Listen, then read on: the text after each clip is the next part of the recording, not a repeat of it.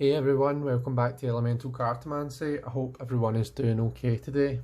I'm here with you today to do a walkthrough and a review of the Bright Future Tarot by Saskia Lee.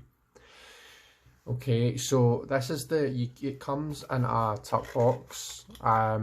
This deck, by the way, is available from Etsy, Saskia's Etsy store. And Saskia is a working psychic. She has a website. I will put links to the website and to the Etsy store in the description if you want to check that out. There's different options for what you can buy. So I have bought the deck on its own essentially. However, when you buy the deck on its own, you do get like a PDF guidebook and a sort of cheat sheet type thing sent out to you by Saskia. The guidebook, the cheat sheet is kind of like what you would associate as kind of little white book style interpretations. So you can see the full right now. So for example, the cheat sheet for the full says freedom, innocence, free spirit, traveller, journey, adventure, non-attachment, 0 point. And then reversed it says inhibited, no freedom, restricted, pressurised, foolish actions. So very little white book, kind of quite short and snappy. But then if we go to the kind of more the guidebook, the PDF guidebook that you get for the full, let's see, so it gives you keywords again, but then it gives you a description. It says the fool is shown about to take a leap off of a cliff edge without any certainty that he will reach the other ledge. He is taking a leap of faith, a risk, or going on an adventure without any expectations of how things might turn out. We often obey the call of oughts and shoulds until eventually we break free and run toward the truth, which only our own soul can know and fully understand. Others cry, fool, as we leave behind all we have created, for the truth is stronger than money, a job, or apparent security. Freedom comes from within, and often the fool depicts not the running away from established physical burdens, but the inner peace from being true to ourselves, to be independent, to follow the dictates of our heart and soul rather than allow the crowd to sway us, or family to influence us, or early environmental conditioning to deter us. That is when we step into the power of the fool and claim our freedom. So that was just to kind of give you an idea of, you know, what kind of information that you're getting with the deck. Now you can also buy the deck to come with a kind of workbook. And what I'll do is I'll link Simon at the Hermit's Caves walkthrough of this, because he got the deck with the workbook. So you can get an idea of what that's like from his walkthrough. Okay. So it comes in this tuck box. Now it's a lovely kind of, it's quite a strong, thick cardboard, and it's a lovely smooth matte. So it is. So it's a tuck box at the end of the day, but it's a decent tuck box. The cardstock, so you can see how thick this deck is. Let me see if I can compare it to what's maybe a more standard deck.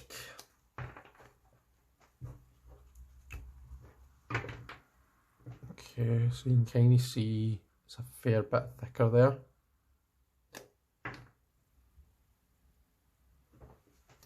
And it's this lovely kind of matte, smooth, matte, thick cardstock. So it is, it's really nice. Okay. So let's zoom in on the cards and we'll do a walkthrough and chat about each one in turn. So let me just get this centralised. There we go. So as you can see, I've opted for the deck that doesn't have keywords, it's only got the titles, whereas you can get a deck that has keywords as well as the title on the kind of white title section at the bottom. And that, again, if you check out Simon's walkthrough, I believe that he's got the version that has the keywords, so you'll be able to see what that's like. Okay, so let's have a look through the cards now. We can see our full here. Lovely, beautiful, stunning full card. You can see the kind of artwork. It's this kind of it's you know, painted. Saskia's drawn and painted these herself. This, for me personally, this type of artwork is really appealing. And you can see the kind of dog on the cliff here, and we actually see it. I mean, the fool is actually leaping off. You know, he's not about to leap off like we normally see, or kind of approaching the edge of the cliff as we would normally expect to see him. He is actually leaping off, which is quite nice to see. Okay, the next card, and by the way, these are the backs, so we've got this kind of nice sacred geometrical pattern with this kind of colour blend between the kind of blue and purple. Okay, so our magician is this kind of snowy owl, a Hedwig, if you're a Harry Potter fan. Sorry, I'm just trying to get this straight. You know how funny I am with these things. If I had to really kind of think about this, and I had to look it up in the you know, the guidebook to understand why this was the image for the magician. But where it comes from, so the magician is obviously this highly skilled and knowledgeable individual. He or she, they have their tools in front of them, and they can be, you know, ready to use at any given point.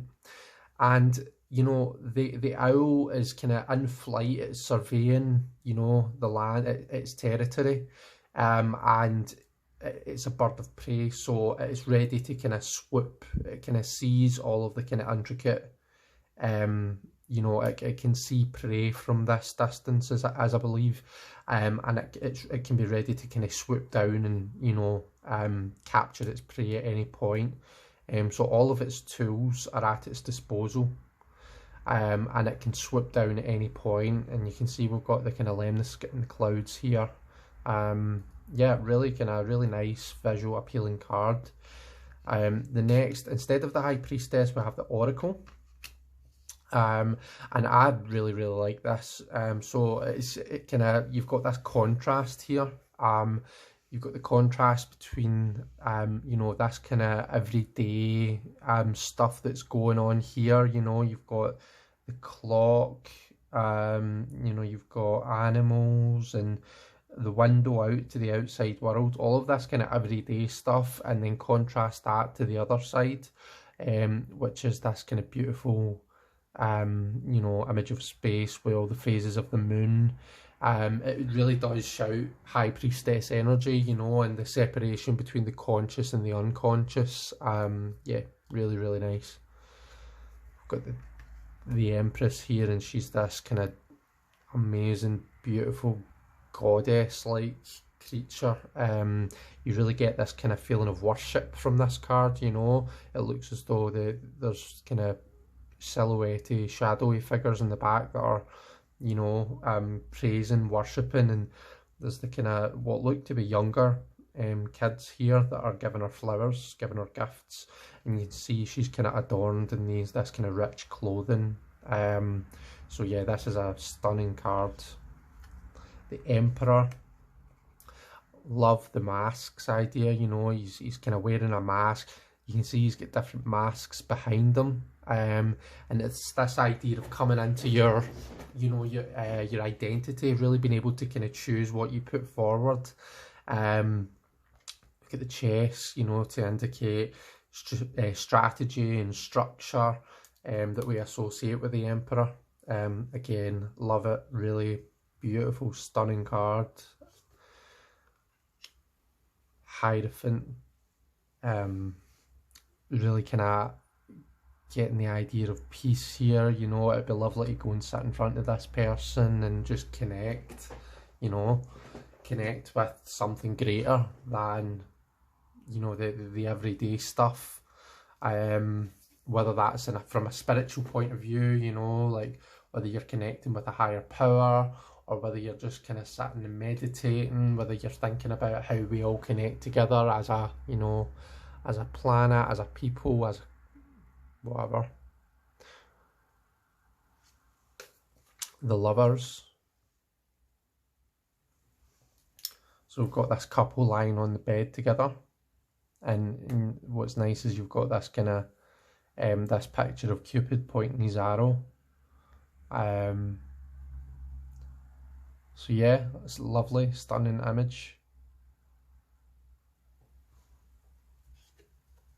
The Chariot. Now this is one that I really enjoy. So if you look at our skates, each one has a wing. So it does. So it's this idea that they need to be used together. You know, they need to. The one on its own won't get the job done. Which, when you think about roller skates, is true.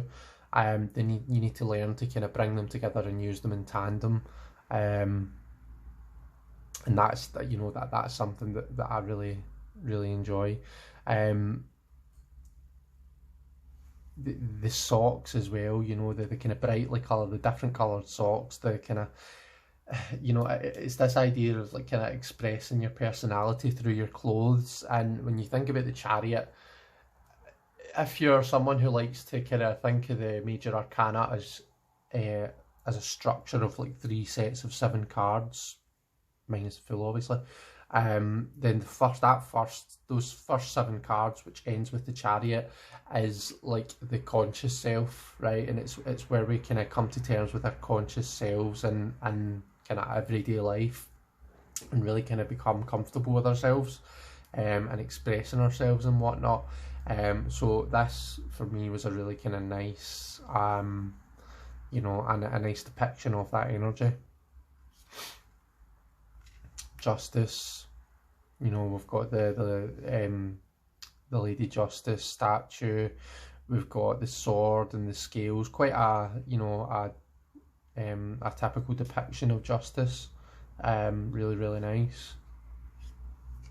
The Hermit card, so it's interesting because we've obviously, in the picture here, we've got this standard depiction of the Hermit, you know, the mage who's, I keep moving the cards, sorry, the mage who's kind of separating himself from the everyday world. He's away up on a mountain here to spend some time alone, really kind of reflect, get to know himself, gain this self-knowledge to let him continue on his path.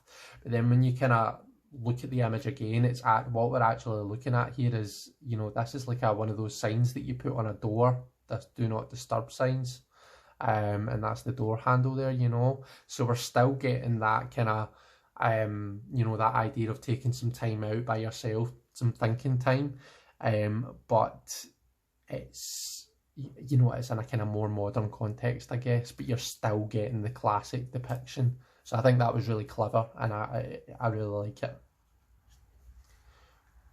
The Wheel of Fortune. All right. So if we look at all the things that are on this wheel here, you know, we've got a snake, I think, we've got a house, a horseshoe, which represents good luck, an aeroplane, a black cat, a thunderbolt, a broken heart, a 4-leaf clover, again, good luck. We've got a dummy, you know, a baby's dummy. We've got what looks to be a smartphone or an iPod or something.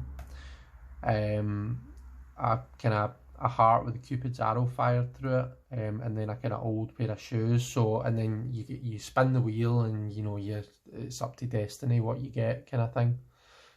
So I mean, it's this kind of depiction where some things are down to chance, you know. The idea of the goddess Fortuna, you know, everyone has, you know, fortune favours no one. It doesn't favour the rich or the poor. You know, I could spin that wheel and my chances of getting something brilliant would be just as good or just as bad as, you know, if you know, some rich, powerful person was to do the same thing, you know. Strength, beautiful depiction of strength. Sorry, I hope it's not bothering anyone that you're not really seeing the titles, but they're just kind of, is it actually, whilst I'm there, it's that I really like the kind of the calligraphy, or the what's it called, the font. But yeah, it's just the number and then the title. But I'm trying to kind of zoom in as much as I can so that you can see as much of the image as possible. So anyway, yeah, sorry, we've got strength, we've got this kind of merging together of the two, and I mean, really, that's always what it's been about for me, you know. The lion and the typical strength card represents an aspect of yourself, that kind of, that aspect of ourselves that we might hide, you know, because we might be ashamed or embarrassed by it. Our inner critic kind of pushes it down. And the strength card, the journey of the strength card is learning to kind of come to terms with that and be proud of who you are, and let that lion out, let that lion show. And that's exactly what we see here in this card. It's very kind of puts me in mind of the Lightseer strength card. And another thing is the kind of beautiful purple hair that we see here, you know, another kind of expression of individuality and being proud of yourself and to hell with what everyone else thinks kind of thing. Got the Hanged Man. Now the Hanged Man is another one which I'm really I really like.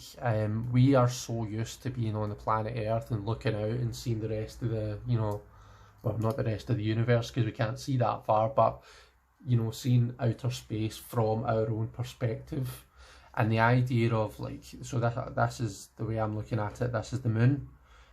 So the idea of reversing that, you know, of going to the moon and looking at the Earth from the moon, it really just it would really hammer home how we are just a tiny speck of dust, well, on a speck of dust, on a speck of dust in this big massive universe. Whereas where we get used to seeing ourselves as being the kind of centre of the universe, so this is really nice. The next card that we have here is Death. Now, this is a lovely, lovely card. The colours, the artwork on it is stunning. We've got the skull, which kind of puts me in mind of the La Santa Muerte. We've got lots of kind of snakes depicted here, and snakes, well, death. The Death card, you know, is obviously about transformation and change. Snakes are a really good representation of that energy because obviously the snake sheds its skin, and so it's a kind of really nice symbol of change, of transformation. Now, there's one thing though that does kind of, that I have noticed about this card. If you look at that, the kind of, what I see is the main snake, it's the one that I saw right away. So this snake here is kind of black with the kind of golden brown markings on it. So I keep snakes, and I've actually got one of these snakes. This is, and it's an absolutely stunning depiction. So it is, it's captured its essence really well. This is a royal python or a ball python. And you can really tell by the markings that are on it. But if you come round and look at its face here, it looks to me like it has the face of a hognose snake. Which is a colubrid. It's a completely different type of snake. So that was something that I picked up on, you know, that I'm not sure if there was intention behind it, or if it's just, you know, if it's just been a mistake. I'm not really sure what whether there was reason behind that, but yeah, that's something that I was drawn to right away. Now, obviously, that's just me. I do keep snakes, and that's something that I was drawn to. It's probably not something that 90% of people are even going to pick up on and notice. But yeah, that's just something that I've noticed, but still a really kind of stunning card. Temperance. We've got this. We've got someone who's kind of making a drink here, and it's funny because I often, maybe quite jokingly, talk about the idea of kind of making a drink when I talk about the meaning of temperance, because you know what, temperance is all about achieving balance, and I always like to kind of talk about the fact that the balance is your own personal journey. So what's the right balance for me might not necessarily be the right balance for someone else. Everyone's individual, and it's kind of like, I like to liken it to making up a drink. So I normally talk about pouring a vodka and coke, so I like my vodka and coke quite strong. So my vodka measures might be, will be very different from, you know, the next person's. So it's this idea of finding this balance for yourself, and combining together the different kind of aspects, the different elements, to achieve that balance. And I think that is really captured nicely in this card. So it is, you know, we've got the different fruits. You know, this person looks like they're making a cocktail. So it captures all of that. And it looks, I'm not sure whether this is intended, but behind it you've got the letters O and K. So it looks as though it says okay, you know. So it's this idea of kind of fairness, and, you know, the kind of Goldilocks, you know, it's just right, is what I take from that, but that, maybe that's supposed to say something totally different. The Devil, alright, the red button, the big red button. How many people, if they were sitting in front of this button, would press it, even though it says do not press? It's this idea of, you know, being overcome with the desire to do something, that all the idea of risk and all that kind of thing goes straight out the window. It's when you let your kind of that desire side of yourself really take over, and to hell with the risks, you know, what's the worst that could happen. So I think this is actually a really cool depiction of the devil. It works for me. Actually, before I should probably just give a quick, maybe like a wee trigger warning. The next card, we do have a depiction of the Twin Towers, which might be, you know, disturbing for some people, so I'll just let you know about that before I flip onto it. So this is the card here. Now, obviously we've got the depiction of the Twin Towers, of, you know, the events of 9/11. You know, this idea of, you know, your life being turned upside down, it's all captured there. You know, the tower is supposed to be that kind of shocking, it's supposed to be a hard hitting energy, and I really do think that is captured. What's interesting is that we've got this kind of, it's not just purely a depiction of the Twin Towers. We've got it's a Time magazine kind of front cover, so it is. So you can see here it says Time, and, you know, you can see it's got this kind of black border. And I didn't really fully understand why that was the case at first, but I chatted with Simon about it, and so my understanding is that Time magazine, it captures like big life events kind of thing, and it's this idea of capturing it as a, you know, as an event in history. So anyway, yeah, it does the job. Now, my understanding is that Saskia is looking to do a kind of second edition of this deck, and, you know, this may well be one of the cards that she's looking at. I'm not sure, because I can understand why this would be, you know, as much as I say it's supposed to be a hard hitting, shocking energy, I can understand why this might put someone off getting this deck. So yeah, my understanding is that this has been looked at. Okay, the next card is the Star. Now this is an interesting one. We've got we've got the kind of stars here. So we do have that star. On the sign it says Hope Springs, and we've got this kind of the vessel and the water being poured from it on the sign. So we do have some of the kind of usual hits that we would get on the typical star card, but then if we also look, we've got what appears to be a police car, we've got a wee UFO, and to be honest, I've looked at this and I'm not 100% sure of what this is, because if it was the moon, but I don't think we would have a moon on a star card. But if it was the moon, I would imagine it would be kind of white, is the same as the stars.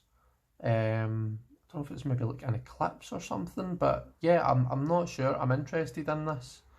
But yeah, you know, the Star card is like kind of the guidance and the help, the hope that comes after a crisis. You know, after the crisis of the Tower card, the Star is that kind of, you know, that kind of hope that things are going to be okay. All right. And, you know, as much as some of us may have problems with, you know, the police force and all that kind of thing, if we think of what, you know, the basic principle of our emergency services, they are there for us in an emergency. That's the intention behind them, you know. And yeah, like that is this kind of guidance, this help, this kind of, you know, reassurance that things are going to be okay. The Moon. So I like this card because we appear to have, like, we've got the kind of curtains here, and it's Theatre de Lune or Théâtre de Lune. It looks like a play that's being put on, and someone's acting in a play. So it's this idea, the moon is a kind of, for me, the moon is the more deceptive light, the more deceptive energy. You know, with the moon, when you're in moon energy, it's like, you feel like you're in the twilight zone, you're really not sure what's happening, okay?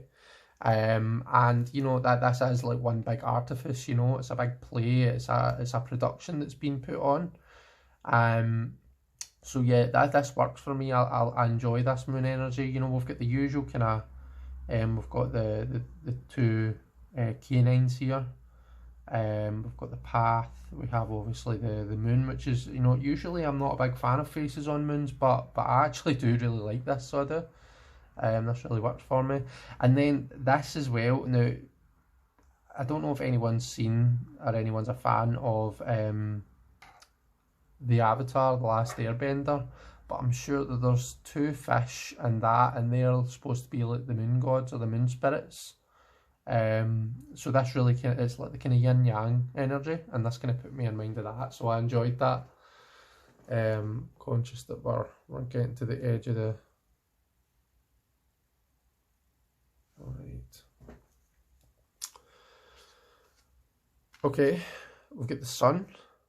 So this, you know, really puts me in mind, this is real holiday energy, you know, this kind of, you know, most of us, we all love a holiday, you know, it's this idea of getting away, you know, leaving behind all the kind of the troubles and worries of your mundane life, and just being able to not think about any of that, chill out and relax, soak up the sun's rays, you know, that vitamin D, really kind of heal physically and mentally from the events of everyday life. And I think this is a really kind of nice depiction of that.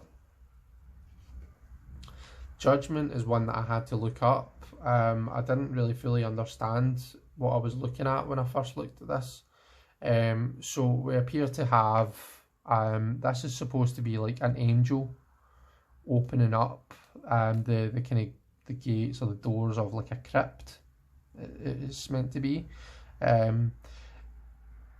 But so the idea of judgment is, it's like, if we think about judgment being an awakening, you know, the kind of Plato's cave story, then we can kind of get it, you know, we're living in the dark, living in this kind of dark world where we don't really fully see and understand what's going on. And then when judgment happens, you know, when we find ourselves in that judgment or that awakening energy, you know, the doors are opened, we see the light. And we have the choice to kind of walk out and see things as they truly are. And then we've got the world. So stunning cards. We've got this kind of portal. Kind of looks like it could be an Ouroboros. In fact, yeah, I think this might be the head devouring the tail down here, but I'm not sure. We've got this, you know, this person. All 7 of their chakras are, you know, fully energized, they're aligned. We've got the snake, which I think represents the kind of Kundalini energy. And then we've got the usual kind of depictions of the 4 fixed signs of the zodiac at the corners. So yeah, quite standard. Well, it's actually called the universe, this card. I'm saying the world, but if we look at the title, this is called the universe. But yeah, stunning card again.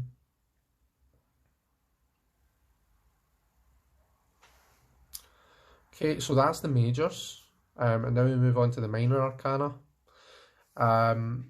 So Ace of Wands, and what I'll maybe start doing is just kind of going a bit quicker through the cards that, you know, there'll be some cards that I don't really, that are quite standard and I don't have much to say about, and just let you see the ones, and I'll comment where I have comments to make. So really nice kind of Two of Wands, especially if you're someone who reads the Two of Wands as this kind of idea of, you know, cooperation, working together and partnership, domination even, you know, you can pull that from it. Personally, I choose to see the Two of Wands as this kind of building your portal, you know, it's the kind of setting intention, it's planning.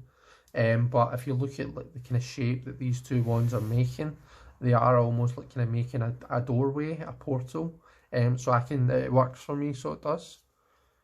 Three of Wands, this is one that I had to look up because I wasn't really sure what was happening here, but when I read up and understood what the intention was, I actually really like it. So the Three of Wands, and this is how I read it, it's this kind of burst of energy, you know, it's this kind of willing to act, but it's kind of new, you're just kind of bursting out for the first time. And this is supposed to be like art, you know, this is someone's creative energy that's bursting out onto the page, and we've got all these kind of different you know, styles or colours and styles of art that are kind of coming out onto the page. So yeah, this is really kind of really pleasing to me. I really like kind of once I understood the image, it works for me. The Four of Wands.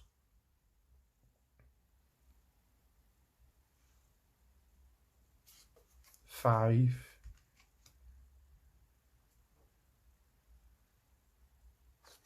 Six. Stunning depiction. Quite standard, you know, they're feeding off each other's energy. These people are cheering this person on, and this person's obviously you know, feeding off that energy, and they're kind of feeding off, you know, the living vicariously through the success and the victory that this person's obviously experiencing. Seven of Wands. So not really how I would read the Seven of Wands as a standard. When I read the guidebook, Saskia sees this as like competition in sport, and that you know, that those are like kind of some of the things that are really kind of picked up on during the Seven of Wands, or in the Seven of Wands, sorry. And you know, we see someone who's kind of partaking in archery here. She does say it's like kind of, you know, you've amassed this skill, and it's just about defending that, you know, acting to defend your position, which I suppose when you think about the sevens as growth from stability, so you've made a name for yourself with the four, with the kind of stability aspect of it, and then there's the kind of the action, you know, the acting from a place of knowledge and wisdom. So it's like you're kind of defending your title almost. So it does kind of work when you think about it like that. It's just not what we're used to seeing. I really love her hair, so I do. Like, it's just lovely the way it's been painted. I really like it. Eight of Wands, beautiful card. Got the 9, you know, standing guard, being defensive, and then the 10, this kind of burden.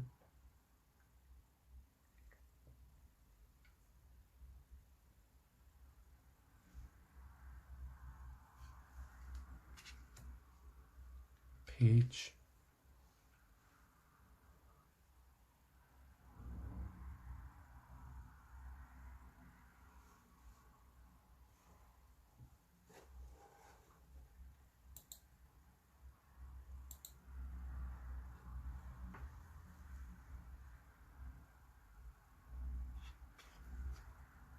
Knight.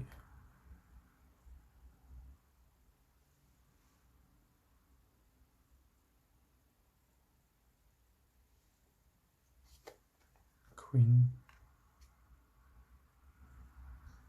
A beautiful Queen of Wands.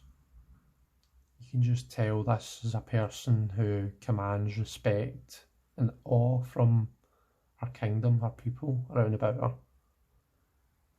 You know, when this person speaks, everyone stops and listens. And that is the Queen of Wands for me anyway. King.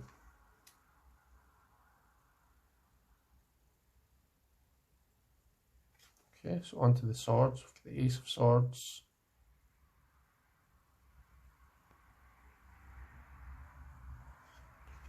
The 2. So this kind of stalemate, you know, there's a disagreement, there's an argument that needs to happen, but the 2 is the kind of stalemate, the kind of keeping the peace, not saying what's on your mind in order to kind of keep that calm, the kind of calm before the storm. And the storm, of course, is what happens next in the 3 of Swords. So this is lovely, this is stunning, I love this. I'm always a sucker when someone doesn't just do the heart with the 3 swords, you know. I'm a real sucker for that. Not that I have a problem with it per se, I think it's just it's been done quite a lot.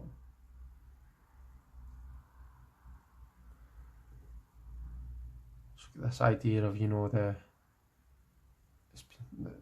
face or the you know, the plate or whatever this is, it's been shattered apart, you know. The arguments happened and hearts have been broken. There's been this clash, but you know, it's only the 3. It can still be mended, it can be put back together, and you can choose how to put it back together. You can choose to put it back together in a way where it's, I've just realised this is this a mirror and this is the person looking down at it? I think that's what we're looking at, isn't it?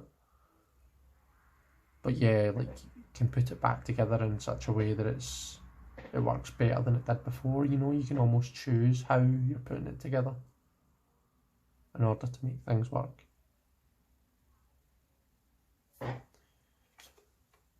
the 4, this calm, this kind of taking some time out just to kind of stabilise the mind. I like the, you know, things like the floor, the kind of the checkered floor, which makes me think of Emperor energy, you know. The Emperor had the chessboard on it. It's this idea of structure, stability. 5, arguments, you know. Everyone's around the table and having a conversation and having to make a choice whether you stand by what you believe in, or, you know, do you give way to someone else's beliefs.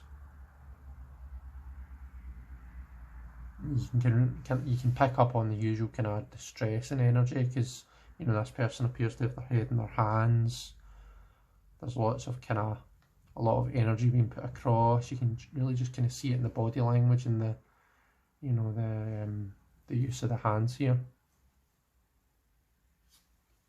The 6. So I had to look this one up as well. And it's this idea of, you know, using your intellect, your intelligence, like finding a very logical solution to a problem. And this is like a very kind of, you know, just with the patterns, everything's very symmetrical and, you know, geometrical. You do kind of pick up a really kind of scientific, intellectual type energy from what we see here. If you look at it long enough, it almost looks like you're going through a tunnel. You know, and all of this is around about you. And the swords, the mind, the intellect is guiding you through. The 7 of Swords. So the way I choose to see this is, you know, you're swimming in water and you're met by all these jellyfish. You can't tackle that problem head on. If you try and swim through that, you're going to get stung. And depending on what type of jellyfish it is, you know, maybe even killed. So this isn't a problem that can be tackled head on in the usual way. You need to find another way around. You need to problem solve a bit. The Eight of Swords.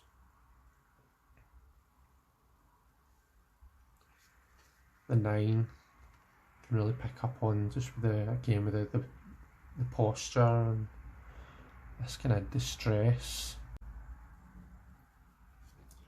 The 10. This kind of finality.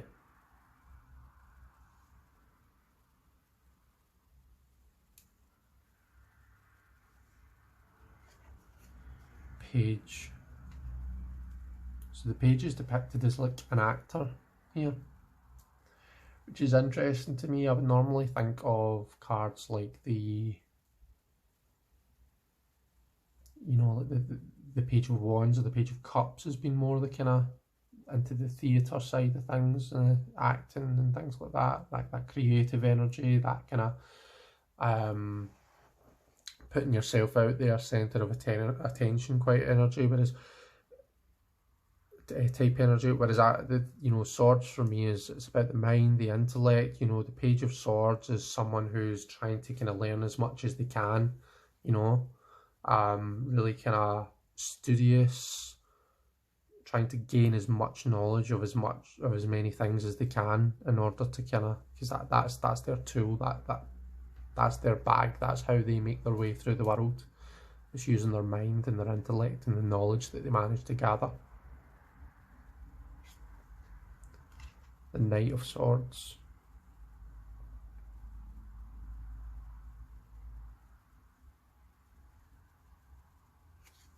Queen. Stunning Queen of Swords, you know. She's dressed very professionally, you know. She's thought about everything she's wearing. Everything she wears, she's wearing for a reason, you know. There's a decision behind everything, an intention. King of Swords. It's nice that you know, the sword is in the shadow, you know, in the background.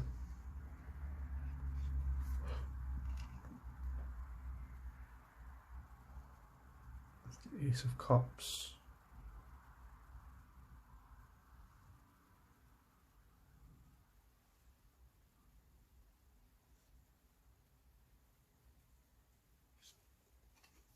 Two of Cups. Right, so these are the two mugs being clinked together, you know, that put together they say love. Now if then get the Three of Cups. Now I'm going to do this so that you can see both together.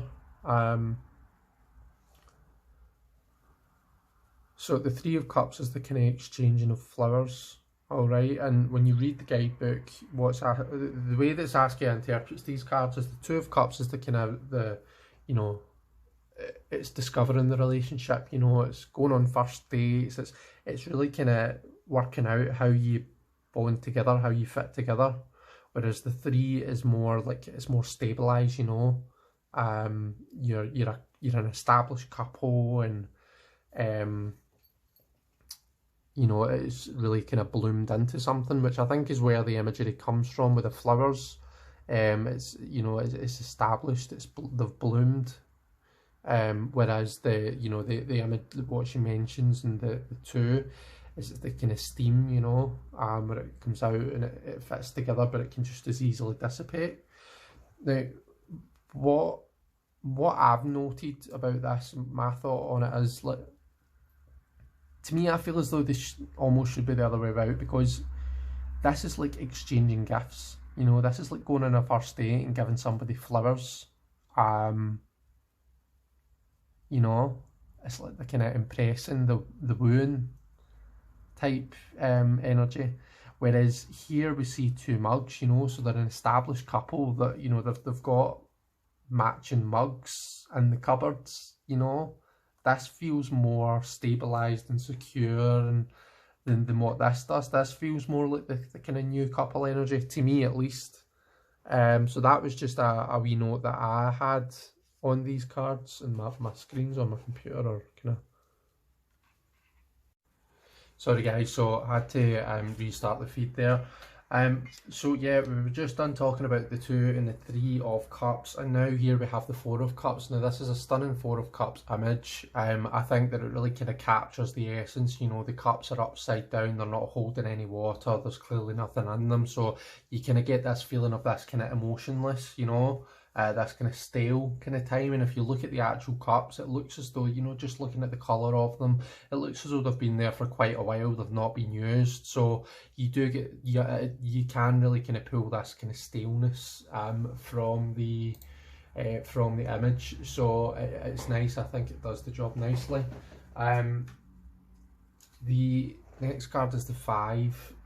Now the 5 of Cups, I had to look this one up. And I'm actually just pulling it up on the digital notebook just now. So yeah, so the 5 of Cups, it says we see in the image a mirror being used for scrying as a portal for sorts, for contacting the scarlet or spirit entities. A good phrase to sum up this card is "I feel the vibes." We feel a sense of atmosphere as emotions shift and change. Have you ever been into a home and felt that there had just been an argument, or that it was a happy home? You're picking up on the emotional residue of the space. The most common way to interpret this card is a tense atmosphere at home or at work. It represents the portal psychics and mediums use to cross the boundaries between this world and the next. There is more there, but the key words is like atmospheres, spirit entities, ghost and hauntings, moodiness, psychic gateway or portal, psychic or energetic cords that connect people. So it's quite a different interpretation than what I think most of us are probably used to with 5 of Cups. For me, the 5 of Cups is usually that kind of instability in the emotions. You know, it's the grief, it's the loss, the pain. Usually we associate it with losing someone or something really kind of important or close to us. So this is quite a different interpretation. For the 6 of Cups, we do really kind of get that nostalgia feeling. We've got someone who appears to be older looking in the window of a dollhouse. You know, you wonder, is she looking back on one of her old toys? You know, I really can get that nostalgia vibe from this card, and it's a lovely image. Moving on to the 7. So yeah, I mean, we get, so it depicts a mermaid who's looking at their reflection. It looks as though they've got lots of kind of shiny objects here to choose from. Mermaids, I think, when you look at, you know, with the mythology behind them, I think they're, you know, they've been known to be quite, is vain the right word? Maybe not vain, but they can be very kind of, well, yeah, vain, self-absorbed, absorbed in their trinkets and the, you know, the things that they collect, and quite illusioned about the, you know, the atmosphere around about them. Now, I appreciate that's not every, you know, that's not every story about mermaids and whatnot, but I think that that is a, you know, a common, you know, a common story behind them. So you really get this idea of, you know, being under some sort of illusion, you know, being illusioned about the things that you've got around about you, having to make choices. You can pull all of that from this card, so I think that that's really nice. The 8 of Cups, pretty standard, you know, walking away from something. It's quite a nice depiction. The 9 of Cups is stunning. You've got this, and I know we will quite often associate this as being the wish card. Personally, I see it more, but I think more elementally and numerologically. So look at the 9, it's this kind of, that, you know, the 9s are a number kind of completion, physical completion, you know, and the cups are about emotions and connections with other people. So seeing this kind of community coming together, and if you look, it looks as though the intention was to have different, you know, ethnicities all coming together and, you know, having drinks around the table. So it's this idea of this kind of coming together, everyone's kind of friends, everyone's happy. That's kind of what I pull from this card, and that really works for me in terms of how I normally read it. And then the Ten of Cups, you know, we've got this family, looking through the window at this family, we've got this love heart balloon, we've got the rainbow. Yeah, really stunning depiction of the Ten of Cups, I think. And the 10 cups are these kind of different coloured and sized, shaped bottles, which is a nice touch. Page of Cups, immersed in water, eyes closed.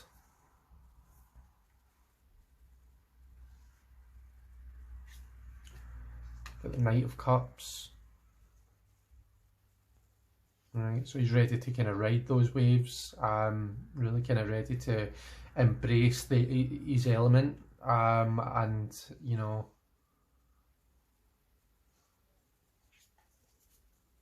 Queen of Cups. Just look at the bond between the mother and the child. And then the King of Cups. There's quite a similarity between the Queen and the King, I think. They're both lovely cards. Ace of Pentacles, we're on to the Pentacles suit now.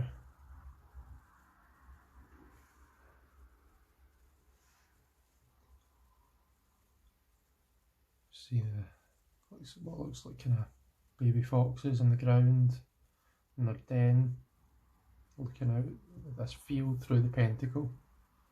Really stunning card. Got the 2.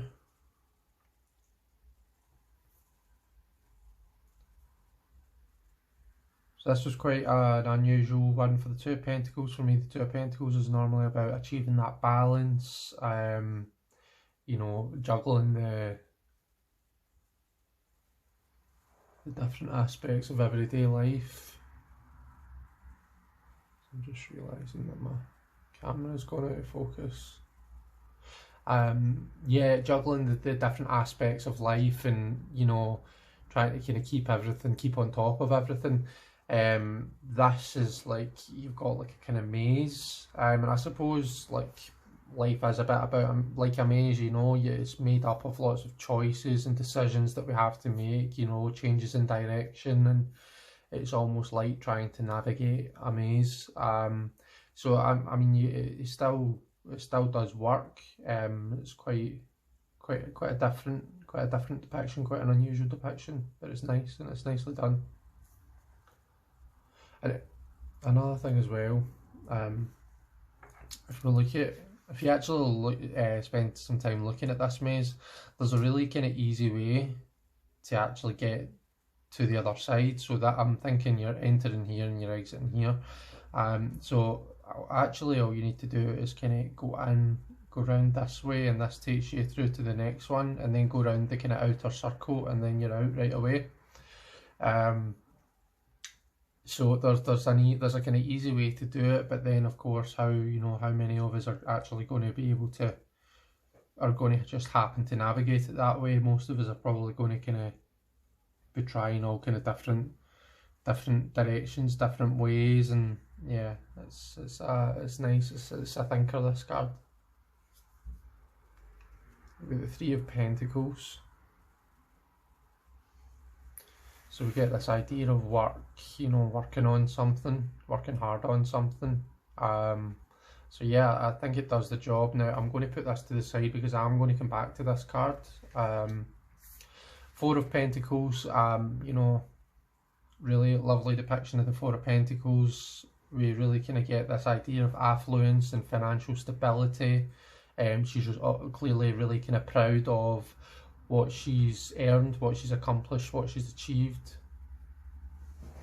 So yeah, lovely 4 of Pentacles there. Got the 5 of Pentacles, you know, the roots kind of appear to be dying off. Sorry, all of a sudden the focus on the camera is now becoming an issue. So the roots appear to be kind of dying off. You can see the dandelions, they're blowing away in the wind. You really do get this idea of, you know, being in the harsh kind of elements, being out in the cold, and being a bit worse for wear. Get the Six of Pentacles. You know, that we've got these two people and we've got the stepping stones between them, and it's almost this kind of meet in the middle energy. You know, you can see that they're both trying to kind of think, right, how do I negotiate to get over to the other side? How do I meet at the other side? And it's nice. It's different from what we're used to seeing. It doesn't have the same kind of charity connotations that we normally see with the Six of Pentacles, but it does kind of, you do get the idea of harmony, of meeting in the middle, which links back to the, you know, the six and the majors, which is the lover. So it's a nice card in my opinion. Now here we've got the Seven of Pentacles, and we have these kind of worker bees. Now this is quite an unusual depiction for the Seven of Pentacles in my opinion. Normally with the Seven of Pentacles, I associate that with, you know, waiting for the right time to reap the benefits of, you know, the seeds that you've sowed, you know, or sown, sorry. It's about assessing the work that you've done and thinking, right, is now the right time to, you know, lift that money out of my savings account, or, you know, harvest the crops that I've been growing, all that, you know, all that kind of stuff. You know, if you've been spending some time healing, either physically or mentally, getting over someone, it's not something or someone, I suppose, you might be asking yourself, you know, is now the right time for me to be kind of getting back out there and, you know, like seeing people and doing physical exercise and all that kind of thing again. For me, the image is absolutely stunning. You know, it's artistically, it's been beautifully done, but for me this is more a Three of Pentacles kind of look, rather than a seven. I would have thought worker bees would be more apt for the Three of Pentacles. So this is maybe a card that, you know, this maybe isn't the image that I would have chosen for this card. And then we've got the Eight. And for me, the Eight is quite similar to the Three. If I bring back the Three here, you know, it's very, very similar. We're picking up a similar energy here. And I know that I suppose that's kind of typical of the Eight and the Three. But yeah, they both appear to be at a desk. They're both working on these kind of coins or wheels, or, you know, there's something, you know, that the people are working on, you know, some sort of craft project in both. So they are quite similar. We've got the Nine of Pentacles.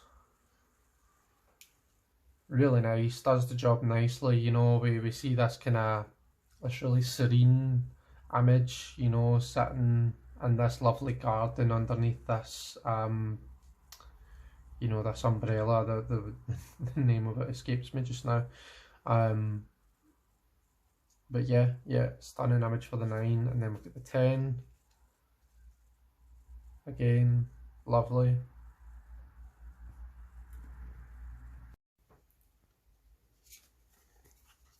Then we've got the Page.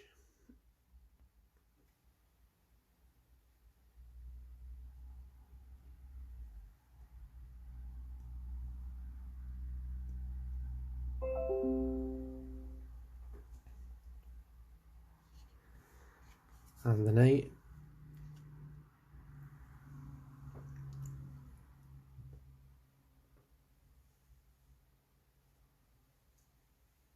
I think this might be the only knight that we see on horseback, if I remember correctly. Queen.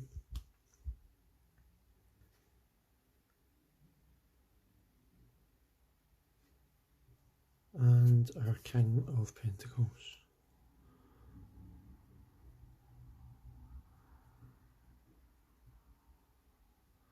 Handsome redhead for our King of Pentacles. Okay guys, I'll do what I usually do. I'll give these a shuffle and we'll do a wee interview spread with them, and we'll let you see how they read. Right guys, so I've been giving these a good shuffle. One thing that I have noticed about the cardstock is, like, if you're a riffle shuffler, your deck is probably going to get bowed, depending on how you riffle, you know. So if I riffle like that and then bridge them, then just after one you can really kind of see the bow forming. I mean, to be honest, it's easily sorted by just kind of reversing it and doing it the other way, which is what I normally tend to do when I riffle anyway. You know, you can kind of sort them out, but if, you know, if after a lot of riffle shuffling, this is probably going to bow. The nice thing is that it can still be riffled quite easily, you know, although the cardstock's thick, it is like kind of quite, you know, pliable, is that the word? So yeah, it's a nice one for that. Okay, so a wee interview with the deck, just to kind of get to know it and get to know what type of work I'm going to be doing with it. So the first card, as always guys, is going to be, in fact, what I'm going to do, in fact no, I won't do that because that failed last time because I don't have any nails. Okay, so the first card is telling me a bit about yourself, and we'll get the Six of Swords. So the Six of Swords for me, you know, it's a problem solving card first and foremost, and when we look at the image, like I was saying when we did the walkthrough, we get this really kind of geometrical, scientific feel from it. So a real good deck for like sorting out down to earth problems, I think that says. It really likes to kind of get its teeth into any issues, and kind of guide you through. When I think about what the classical meaning of the Six of Swords is, it's a kind of like, well, the swords is all mental energy, you know, it's in the mind, it's our thoughts and stuff like that. And the Six, it's this kind of just removing yourself from a difficult situation, you know, that difficult situation of the Five, and it's kind of taking us to calmer waters, you know. It's like the kind of go-to therapy card some people like to think of it as.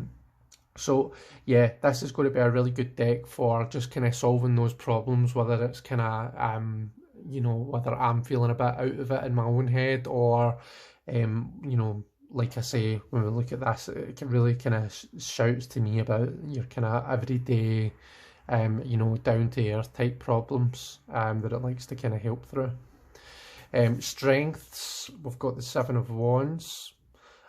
So this is interesting. Now, Seven of Wands, we quite often associate with, you know, that this person who's up on the, you know, on a higher ground and is fighting back against several other people. And this, we do get the idea of competition as well. You know, this person is kind of defending their title, I think it said in the guidebook. So that would suggest that it's going to stand up really well against other decks, you know. Maybe it'd be good at collaborating with other decks. So for example, if I'm doing these lives where I'm doing readings with other people, this will be a really good deck for like kind of you know, collaborating in that way. So that's nice to see. That's quite interesting. And again, I just have to comment on how stunning the, you know, how lovely a job Saskia has done on this woman's hair.